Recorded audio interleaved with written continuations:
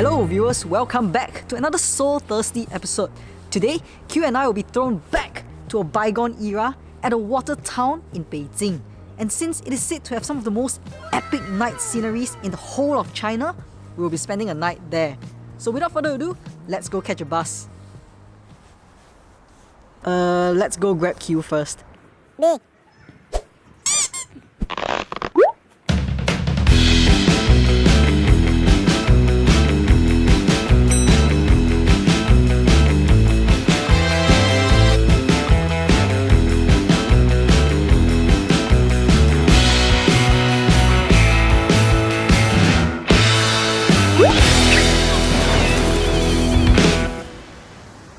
Alright guys, let's start exploring the ancient water town of Gubei. Look at that. Look at all the surrounding buildings. It looks like we've gone back to a bygone era. Immediately after passing through the gantry, you can smell how crisp the air is. You can smell the river water. Honestly, it really feels like I'm walking through a set of The Crouching Tiger, Hidden Dragon. Look at that river scene.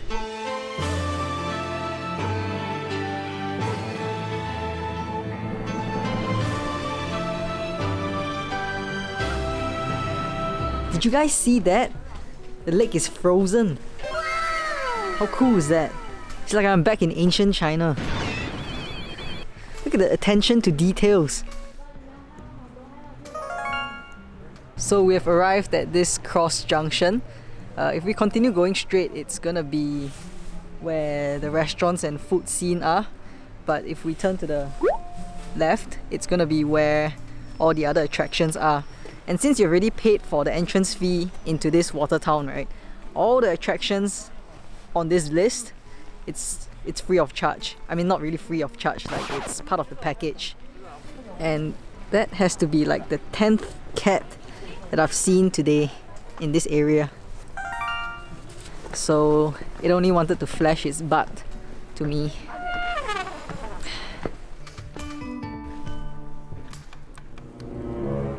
Distillery? Let's go. Well, would you take a look at that? Look at the amount of alcohol. Damn, how can I resist it? Check out the fermentation process, man. Woo! Prior to COVID, right, if you are in the shop, you can actually try some of the baijiu, which is sort of like the Chinese liquor, hard liquor. But, you know, the COVID situation has gone from bad to so, no drinking for so thirsty. Oh wait, there's more. Looks like a dungeon from Harry Potter. Let's go to the Chamber of Secrets.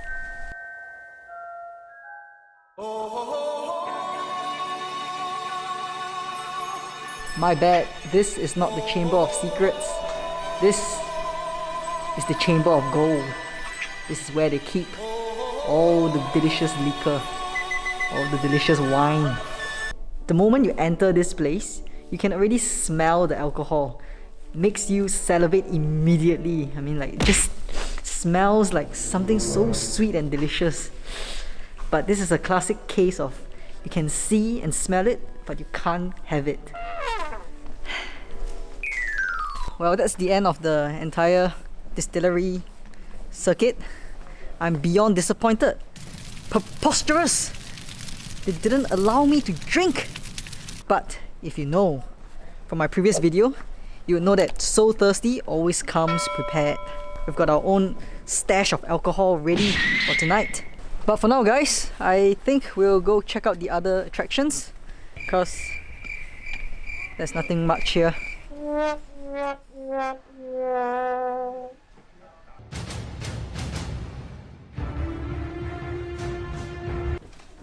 We are currently at the upper level of this fabric dye house, and the view up here is just absolutely stunning. It just feels like ancient China. I swear to God, I know I've used that word ancient China quite a bit in this trip, but I mean, just take a look at that. So this is how they traditionally dye their fabric and then hang it out to let the sun do the natural drying process, which is pretty cool. But looking at it really reminds me of the biang biang noodles that I had just a few months before, especially that piece over there. Which is all good and everything, but it's starting to make me feel a bit hungry. So I think we're gonna go get some food. It's quite easy to get lost in this area cause it's quite a huge complex. Not to mention that everything looks the same. Everything is designed in the same way. But just to let you know, this entire town is man-made. Yes, it's hard to believe that this entire place is a planned city. I mean, it looks so real and ancient. And it's only opened in 2014, which is even more unbelievable because it feels like it has been here since even before I was born.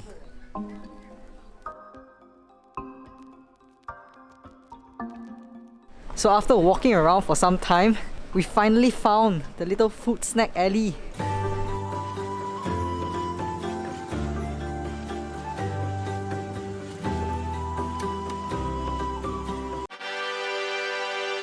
Our first kill of the day. It's a deep fried radish cake.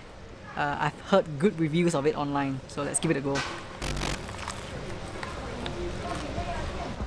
Well, there's actually not much taste to it, but it's very crispy on the outside, super crispy, and very soft and stringy on the inside because I think they shaved the radish. But other than the taste of the bland taste of the radish, it's just a little salty. But because I'm so hungry, it actually tastes very good.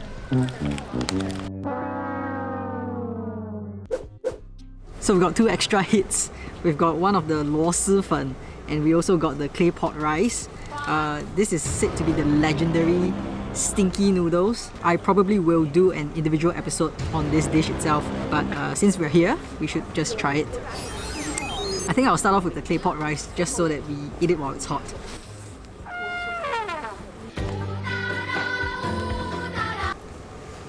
Oh, you can smell the charred smell of the rice.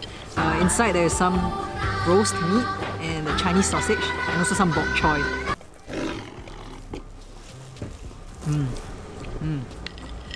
I don't usually eat this back home in Singapore. I'm not a big fan of it. But since the weather is cold, right, it makes it extra special.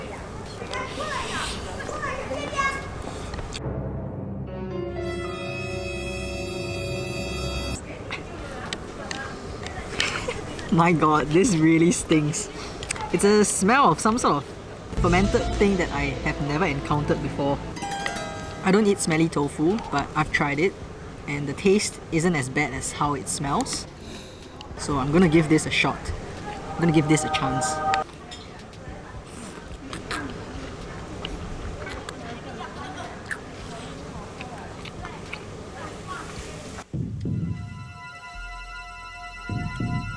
It doesn't taste anywhere near the smell.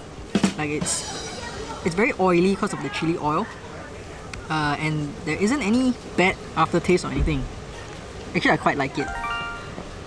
At this street alley, they only accept Alipay or Wechat Pay. So if you don't have either one of them, you can't use cash. So you have to get the top-up card from the ticketing booth at the front. And at the end of the day, you'll be reimbursed with whatever credits left in the card. So you don't have to worry about it. To boat or not to boat? That is the question. You can explore the entire town by boat, but I've had my fair share of ferry rides back home in Singapore when I was serving the military, so I'll pass. But it's quite impressive that the entire waterway is man-made. Like, on one hand I'm like, oh, it's fake, it's all artificial, but on the other I'm like, respect. The water is so clear that you can see the reflection. We've been exploring this town for a while now, and I guess it's about time we head up to the Sima Tai Great Wall. We got a package deal from their official website, which includes the entrance fee for both the Watertown and the Great Wall, but it also includes a cable car ride, the return trip for the cable car, up and down the wall. And the only way that you can access the Great Wall during the night is by the cable car. And this is one of the only few places of the Great Wall that you can visit after dark. And since Q and I have been to the Great Wall during the day before, we kind of want to experience something different. So that's why we opt to go for the night view. Just look at the traditional Chinese architecture set against the backdrop of the Sima Tai Great Wall. Take it all in. That's right, even before this place was constructed, this was already a popular tourist destination, thanks to Uncle Great Wall.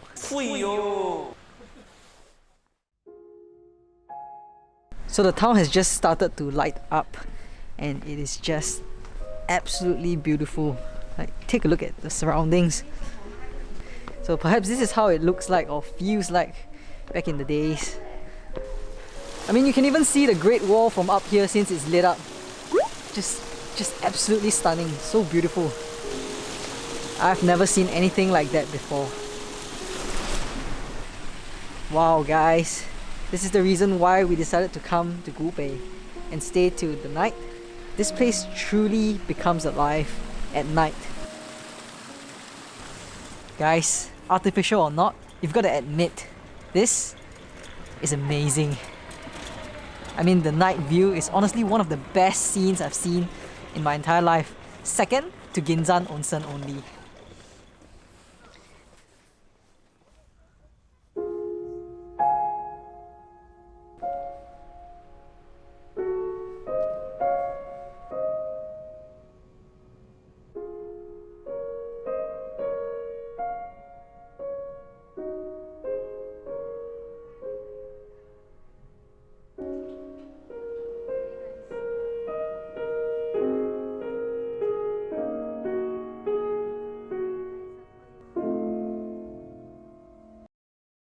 So apparently there was some sort of water fountain performance followed by some light show in the town previously, but now we are on the way up the ropeway. Hopefully the scene up there is good.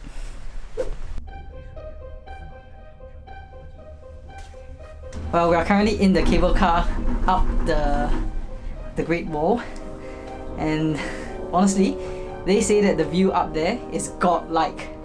But so thirsty doesn't do very well with heights, so I'm feeling a bit vulnerable.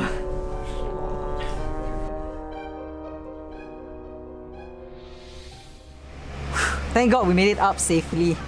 This is probably my 4th time up the Great Wall, but every time I'm here, it always amazes me. Like, the vastness and the scale of everything seems to make all my worries and everything very small and insignificant. Well, not that I'm a very big person, but yeah, it still is quite amazing. So apparently locals vote this place as the best night scene in Beijing, so it's definitely a godlike view. But because of the mist and the bad AQI, so we don't get a very flattering shot, but it's still very nice. The view from the camera doesn't do justice to it, but if you're up here, it's quite an amazing view. But it's bloody cold. As much as I like to visit this area during the low season because we practically get the whole wall to ourselves, like Q and I, but if you come during winter, you're only limited to this short area, which is like 50 to 70 meters of it. So literally from there to there. So this is like the price to pay if you want to come during the low season. But on hindsight, you know, you get the whole wall to yourself, or this whole tiny stretch to yourself.